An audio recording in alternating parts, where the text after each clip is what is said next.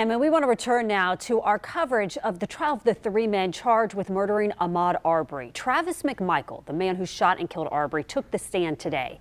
He was the first witness for the defense, the only one to testify today.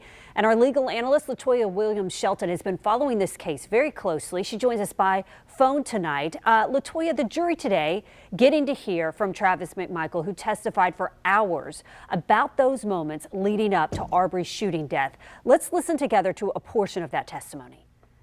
He grabs the shotgun, and I believe I was struck on that first instance that we made contact. What were you thinking at that moment? I was thinking of my son.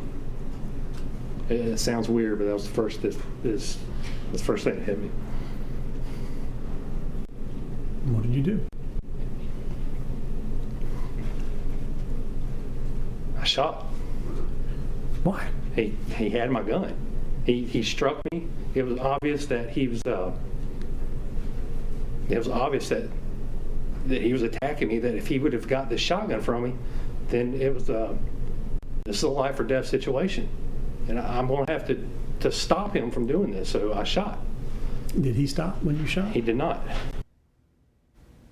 So the jury there getting to hear for the first time today from Travis McMichael. Latoya, did his testimony help his defense? I'm not totally sure.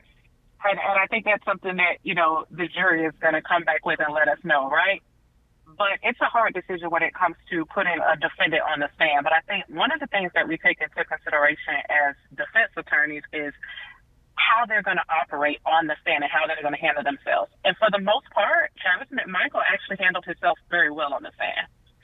But we haven't fully gotten into cross yet. And when we get into the cross, or when the state attorney first got into her cross, within the first couple of minutes of her cross, she's able to, one, talk to him about a prior inconsistent statement, and then number two, also bring about a statement that he made and use it against him.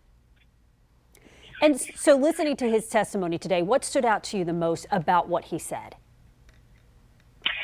Speaking about that testament that was made, statement that was made that the state used against him, I think was something that jumped out at me, which he made the statement when he was referencing coming in contact with Ahmaud Arbery on February 11th, that he did not go into the house and chase after him because he was not going to chase after an armed man or one that he thought was armed.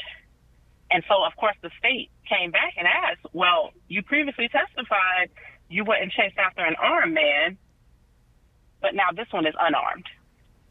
And his response was, well, I didn't know whether he was armed or not. Again, point proven. We also heard an attorney today raise a complaint to the judge that there's a female juror, juror number 12, who's been seen several times nodding off during this trial. Does that open the door potentially down the road for an appeal if these men are convicted? I don't think so, not necessarily in and of itself.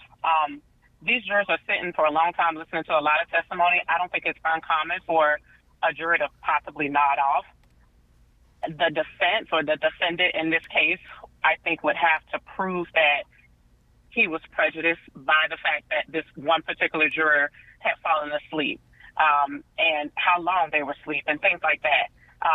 But I think they'll have to truly show that they were prejudiced by the fact that the juror was asleep. All right. Latoya Williams-Shelton, thank you for analysis tonight. Day 10 of testimony will get underway in the morning, and we are streaming this trial gavel to gavel on firstcoastnews.com.